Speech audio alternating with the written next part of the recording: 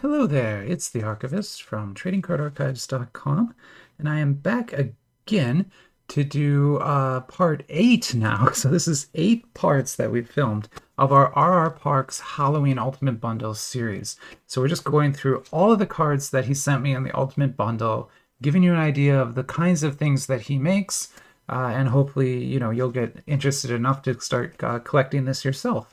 Believe it or not, people sell these. If you go on eBay, you can buy and sell some of the more rare and promo type cards in these sets.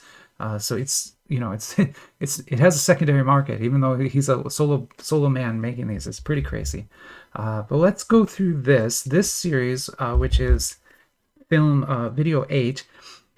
What I did is I kind of took all of the cards that seem to be art themed or like artistic, right? So these aren't old magazines, these aren't old movies, these aren't the Three Stooges. It's nothing like that. These are kind of original art. Of course, it's art of non-original things, but it is art that people made in these cards.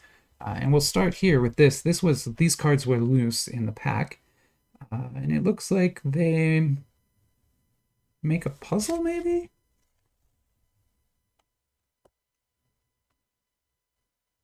Okay, there's 2 puzzles to build. Okay, so we'll make those. Let's look through the cards and then we'll make the puzzles. King Ape, the monster. So these are kind of art cards. Wolfman, Monster Mole, Vampire Chick.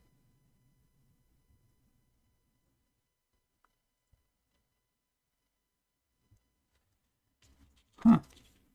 Crazy. Lagoon Creature and Head Vampire. Nice. So these make puzzles, so why don't we try and do that now? That'll be kind of fun. So here's a 2. Here's a 1. I guess there's 2 different puzzles, so we're going to have to maybe figure this out a little bit here. That probably goes there. Oh. What else? Oh, it's 2 different puzzles. Okay, that's why.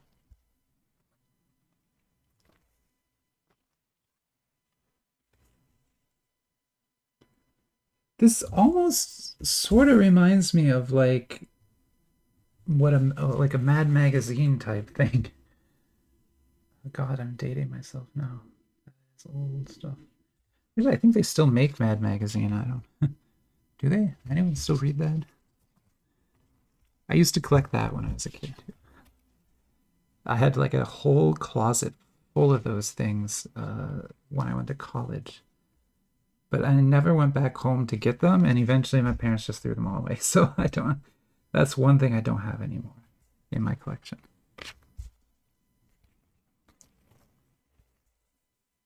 Really cool. Okay. So it is 2 puzzles. It's a 9x9 and a 6x6. How cool is that?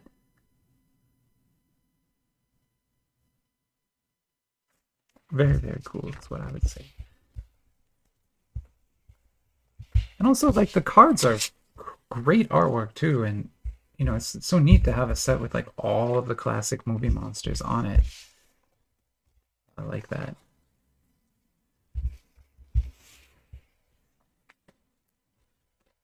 So this is the middle of the puzzle, so there was no room for writing on the back. That's why the writing's on the front of this one. All the rest of them have the writing on the back along the edges. I knew you were thinking about that, so I figured I'd just tell you. Okay, so here is Series 3. What about this? Well, I don't know. Let's just take a look at this. Like I said, with these, I don't exactly know if they're all part of the same series or not, or anything like that. Oh, it's another ad for Gary Saves the Graveyard. So we opened some Gary Saves the Graveyard cards earlier today. They are also in this Ultimate Bundle. So that's a UCB web series. You can watch it on YouTube. Trying to make a box over there. Okay, so one of the things Richard Parks loves to do, you can kind of see my collection over here, is in the olden days, trading card packs would come with gum. And so he prints gum and puts it in the packs. You know, awesome. Like, can't complain about that. Okay, you were right. Putting 20 Mentos in the bottle of Sprite was a bad idea. Oh, so it's... These are... Okay, so these aren't art cards. I was wrong. These are movie cards. What I don't understand is... Why do they... I love the very classic look of them, but it's weird they have like this Technicolor to them. I don't know who did that. Did Richard do the coloration on these?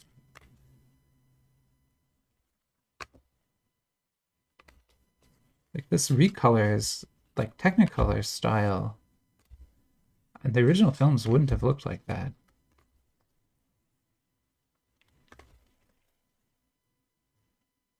That one's crazy.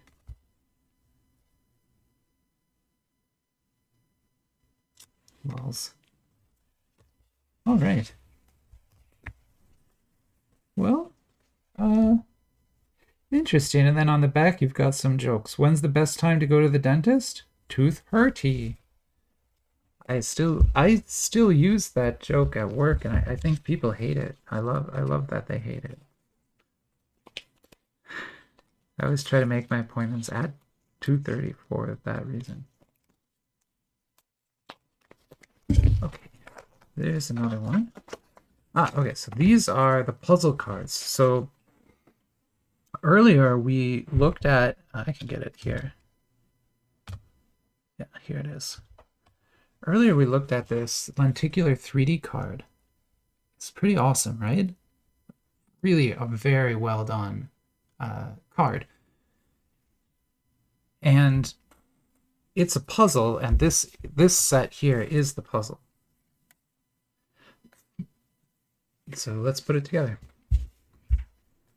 Whoop. Whoop. Whoop. Oop. Here.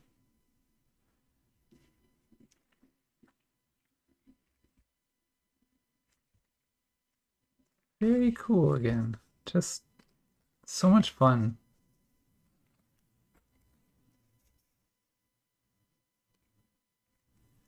Like one of the things that I think is subtle in this video series, like a subtle theme I'm trying to put here that maybe isn't getting picked up, is that like Western cards in a lot of ways have taken the fun out of the hobby by turning it into this like chase for money and hits, right? You always want to find the best autograph to sell, and you just don't care about anything else.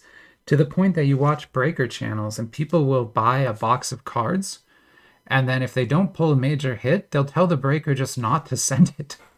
They'll pay like $200 for a hobby box, and then because they didn't pull anything worth more than $100, they're just like, don't bother, just throw it away.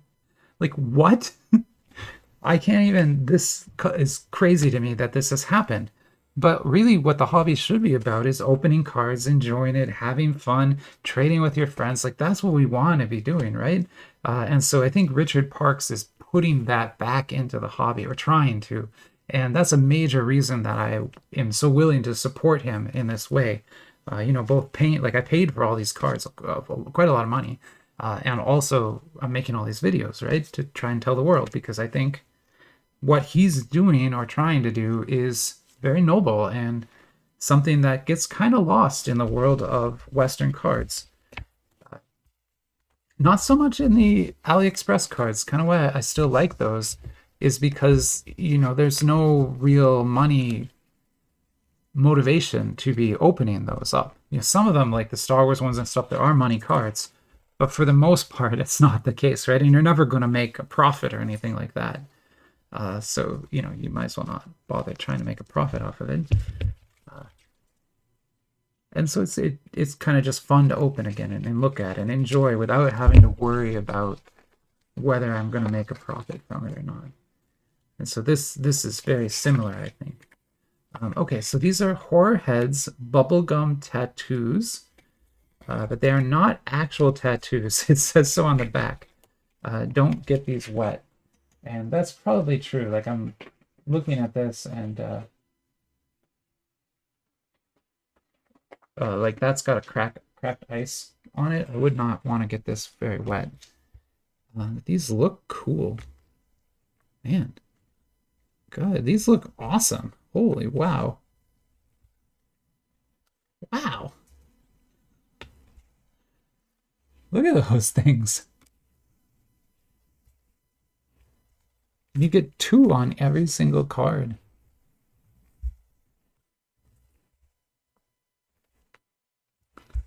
Are there dupes? I can't tell. I don't think I've gotten a dupe yet.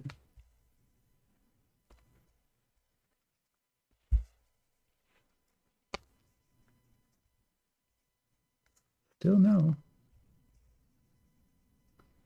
Huh? Wow. And then on the back here, it's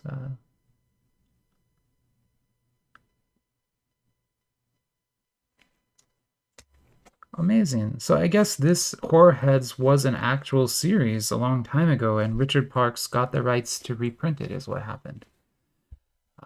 I'm gonna take a screenshot of this. This is a very cool look right here. And yeah, I kind of want to sleeve these. I'm gonna pause and sleeve up these because these are really good. I'll be right back when I'm done with that. I'm back. So I just sleeved all of these up. I really like this set. I think it's amazing. And so, like, if you had collected this back in the day, you would have gotten these as temporary tattoos. They would have been printed with transferable ink. You'd get them wet, put them on your arm, or whatever, and then it would transfer the ink to your skin, and you'd have kind of a tattoo until you took a bath. How cool, though. Yeah, I'm. That is very, very good. I'm very impressed with that. Okay, so here is Matthew Kirch Shiverbones, Series 1. And so this is what happens. Richard Parks, to put these sets together, commissions different artists to produce cards. And so in this case, it's this Matthew Kirch is the one who made all of these.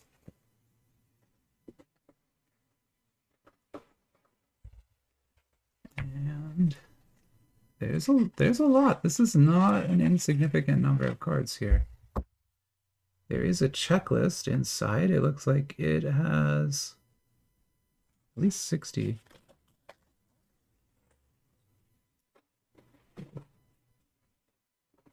I'll show you that box when I'm done. I just okay. This is like a master set here.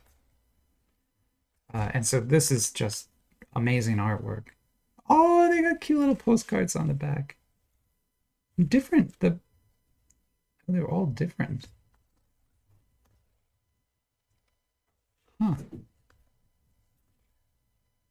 That is a lot of art to just have, man. How much art did you make? Holy God. I mean, it looks awesome. I love the cats and all the like pumpkin-y stuff. That's so cool. It almost has a stories to tell in the dark look to it. The mushrooms. Cat car. I've got an actual cat in here now. I forgot to close the door. Suiting up. The cat wearing huh.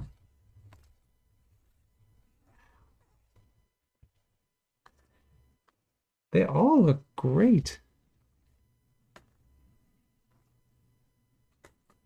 I mean, this is quite a collection. I can definitely see how people would be drawn to this.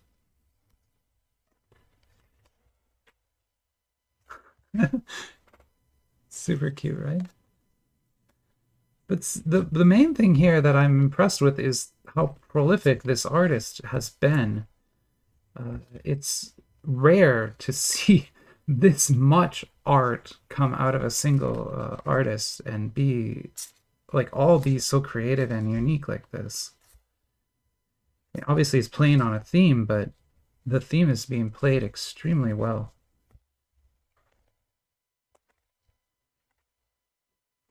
Yeah, I mean this artist is exceptional.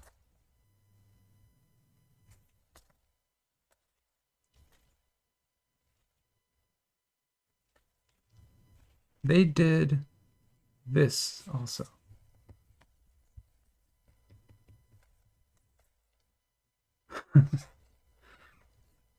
Wow, that's amazing. Okay. Oh, wow.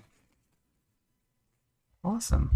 Well, there is our sort of monster art themed, except for that version of segment for this series.